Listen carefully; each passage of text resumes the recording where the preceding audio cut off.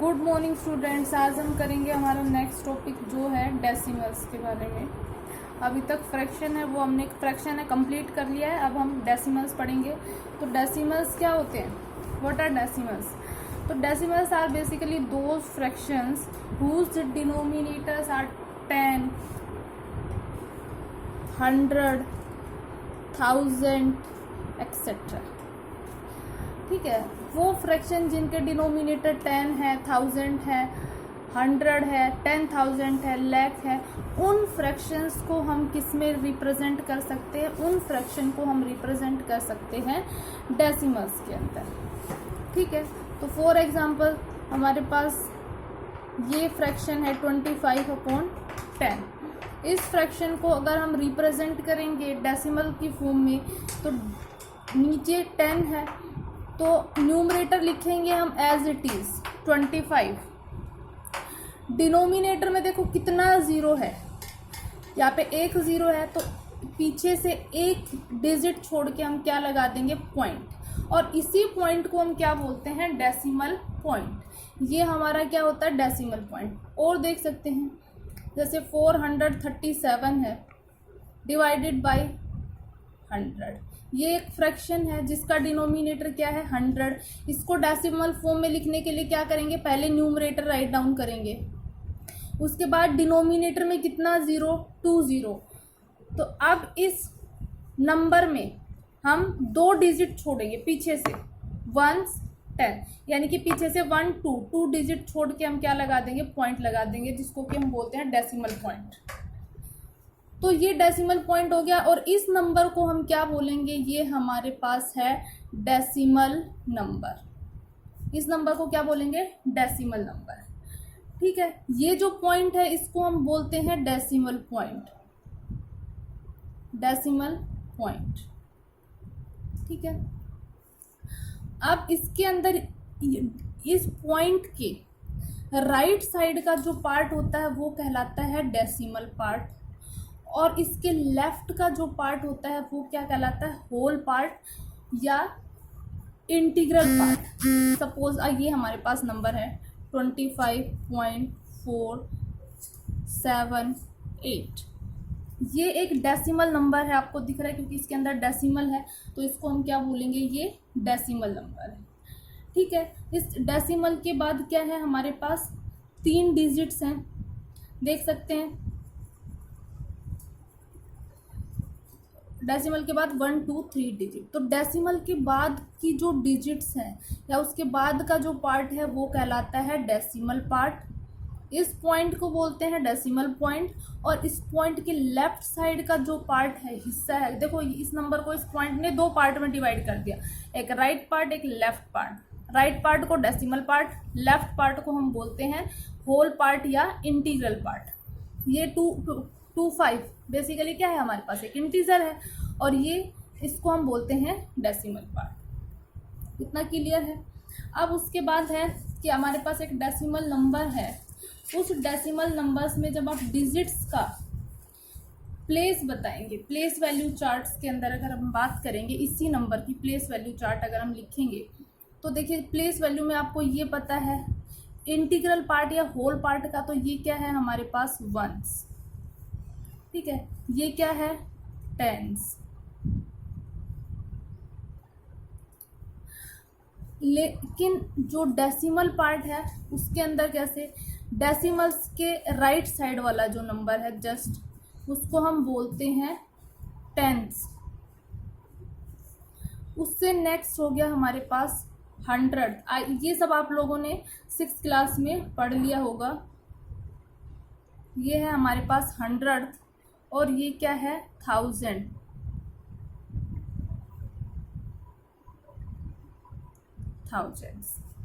ठीक है, तो इस तरह से प्लेस वैल्यू चार्ट में हम इनकी प्लेस वैल्यू लिखेंगे। अगर हम प्लेस वैल्यू की बात करें तो देखिए इस 4 की जो प्लेस वैल्यू क्या है वो क्या होगी?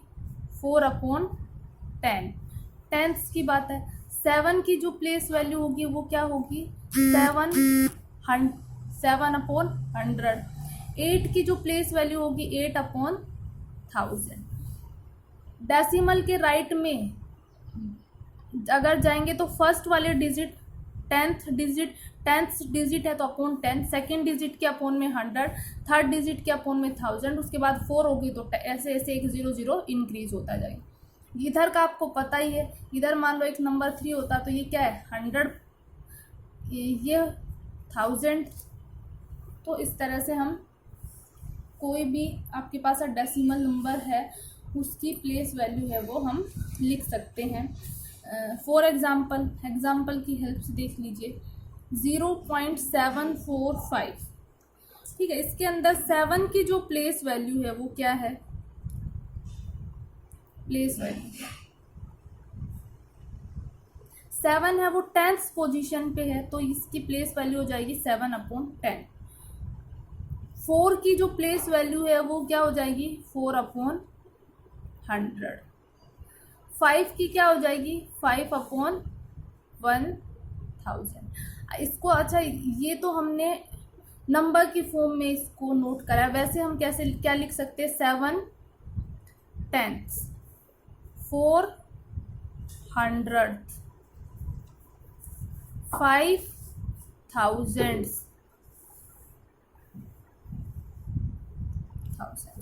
तो कहीं आपको ये लिखा है अब मिलिए 7 10ths, इसका मतलब होता है 7/10। क्लियर है। अब नेक्स्ट है expanded form of decimal. Decimal में आपको एक नंबर गिवन होगा, उसको एक्सपेंड करके। अच्छा, एक्सपेंडेड फॉर्म का क्या मतलब होता है, एक्सपेंडेड फॉर्म का मतलब होता है कि हर डिजिट का अब मतलब देखो एक्सपेंड, ये नंबर है हमारे पास 25, ठीक है। इसकी आप एक्सपेंडेड फॉर्म क्या लिखते हो 2 × 10 + 5 × 1, यानी कि ये जो 5 है आपने इसकी प्लेस वैल्यू लिख दी, 2 की प्लेस वैल्यू लिख दी और उनको ऐड कर दिया, ठीक है। तो एक्सपेंडेड फॉर्म क्या बताता है, सम ऑफ क्या, डिजिट्स प्लेस, डिजिट्स के प्लेस का सम ही क्या है हमारे पास एक्सपेंडेड फॉर्म है। आपसे कोई पूछे कि एक्सपेंडेड फॉर्म से क्या समझते हो, व्हाट इज एक्सपेंडेड फॉर्म, तो expanded form is the sum of the digits place. Digit कोई नंबर है उसमें उनकी जो डिजिट्स हैं उनकी जो प्लेस वैल्यू का जो सम होता है वही क्या कहलाता है, उस नंबर की एक्सपेंडेड फॉर्म कहलाता है। फिर से सुन लीजिए, कोई नंबर है उसकी एक्सपेंडेड फॉर्म क्या होगी, उस नंबर की जितनी भी डिजिट्स हैं उन सभी डिजिट की प्लेस वैल्यू का सम क्या कहलाएगा, उसकी एक्सपेंडेड फॉर्म। देखिए अगर हम बात करते हैं यहाँ पे देखिए डेसिमल नंबर लिखते हैं उसकी एक्सपेंडेड फॉर्म लिखेंगे, फिर से बता देंगे कि डेफिनेशंस का क्या मतलब है। तो यहाँ से देखिए ये है हमारे पास एक नंबर 742.565। क्लियर है। यहाँ पे अगर इसकी एक्सपेंडेड फॉर्म लिखेंगे तो हम पहले होल पार्ट से स्टार्ट करेंगे।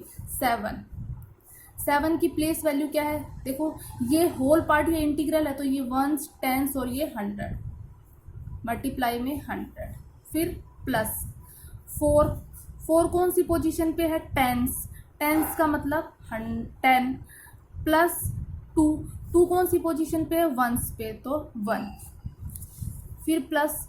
अब ये डेसिमल पार्ट हो गया, डेसिमल पार्ट में क्या है ये 5 की प्लेस वैल्यू 5/10 प्लस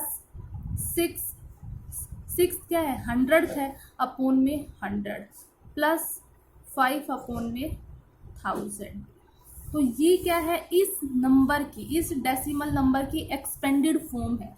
तो क्या है एक्सपेंडेड फॉर्म, इस नंबर की सभी डिजिट्स की प्लेस वैल्यू का सम है, ठीक है। तो एक्सपेंडेड फॉर्म है किसी भी नंबर की क्या होती है, उस नंबर्स की डिजिट की एक्सपेंडेड फॉर्म होती है, सॉरी उस नंबर के डिजिट्स की प्लेस वैल्यू का सम होता है। क्लियर है। उसके बाद कंपेयर कैसे करेंगे, देखिए वो जो आपने 6th क्लास में पढ़ा है उसी का रिवीजन है ये, कंपेयरिंग डेसिमल्स को कैसे कंपेयर करेंगे। तो सबसे पहले आपके पास डेसिमल होगा, ठीक है, 2 और मोर डेसिमल्स नंबर्स। इसके लिए देखो लाइक है या अनलाइक है। डेसिमल्स नंबर्स लाइक कब होंगे, उनके पास same number of decimal place है। जैसे इसके अंदर लाइक डेसिमल लिख लीजिए, लाइक डेसिमल, और ये अनलाइक। लाइक डेसिमल यानी कि जो डेसिमल के ऐसे डेसिमल नंबर्स जिसके अंदर डेसिमल प्लेस क्या हो, इक्वल हो। डेसिमल प्लेस का मतलब ये बताते हैं, ठीक है, 25.42 और एक है हमारे पास 37.51। अब इसके अंदर कितने डेसिमल के बाद कितने डिजिट है, 2 डिजिट है। तो ये कितना, किसी के अंदर कितने डेसिमल प्लेस हैं, 2 डेसिमल प्लेस है। इसके बाद कितना डिजिट है, 2 डिजिट। तो अगर डेसिमल नंबर्स के बाद सेम डिजिट है तो वो नंबर क्या कहलाएंगे हमारे पास, लाइक डेसिमल। और अगर एक डेसिमल है आपके पास नंबर ये और एक ये है 38.54, तो ये कैसे डेसिमल है, अनलाइक। क्यों? क्योंकि इसमें डेसिमल के बाद 1 डिजिट है, इसमें डेसिमल के बाद 2 डिजिट है। तो हम इनको लाइक कैसे बना सकते हैं, हम इसके पीछे एक 0 लगा के हम क्या बना सकते हैं, इसको लाइक डेसिमल है वो बना सकते हैं। देखिए आपने ये पढ़ा होगा कि डेसिमल है उसके राइट साइड में 0 का कोई मीनिंग नहीं होता है। जैसे फॉर एग्जांपल ये था अभी 37.5, इसके राइट में आप कितनी भी 0 लगाओ इससे कोई इफेक्ट नहीं पड़ेगा। लेकिन अगर आप ऐसे लिखते हो 37.05, अगर इस 5 के आगे आपने 0 लगा दिया है तो इन दोनों में क्या हो गया, डिफरेंस हो गया, ठीक है। तो डेसिमल के राइट में जो 0 है उसका मीनिंग नहीं होता है, उसके लेफ्ट में अगर 0 है तो उसका मीनिंग है वो होता है, ठीक है। ये डेसिमल के बाद इधर इस तरफ आप 0 लगाओगे तो ये डिजिट चेंज हो गई है, और अगर ये था इसके इस तरफ आप अगर 0 ऐड करते हो तो उस पर कोई इफेक्ट नहीं पड़ेगा, ठीक है। तो लाइक है, कैसे बना सकते हैं हम लाइक डेसिमल, 0 लगा दीजिए, सिंपल। तो कैसे कंपेयर करेंगे, सपोज हमारे पास ये की है 3.6 और एक है 3.65। तो कंपेयर कैसे करेंगे, पहले इनको क्या बनाएंगे, लाइक डेसिमल 6 0, क्योंकि इसमें भी 2 डिजिट है तो इसमें भी 2 डिजिट करने के लिए क्या लगा लेंगे, 0 लगा लेंगे। अब ये 3.65, अब कंपेयर कीजिए, 3 इंटीग्रल पार्ट दोनों का क्या है, सेम है। तो हम क्या चेक करेंगे, इसका डेसिमल पार्ट। डेसिमल पार्ट में 10th प्लेस पे है, सेम डिजिट है। नेक्स्ट पे जाएंगे, इसमें 0 है, इस पे 5 है, तो ये वाली डेसिमल नंबर है वो ग्रेटर हो गया। तो इस तरह से आप कंपेयर कर लेंगे। इसी तरह से असेंडिंग और डिसेंडिंग ऑर्डर है। असेंडिंग का मतलब वही होता है स्मॉल, फिर उसके बाद लार्जेस्ट, और डिसेंडिंग में सबसे पहले लार्जेस्ट, फिर उसके बाद स्मॉल, सबसे स्मॉलेस्ट। ये असेंडिंग डिसेंडिंग ऑर्डर है तो कर लेंगे, इजी है। उसके बाद एडिशन और सब्ट्रैक्शन कैसे होगा, एडिशन और सब्ट्रैक्शन भी वही है।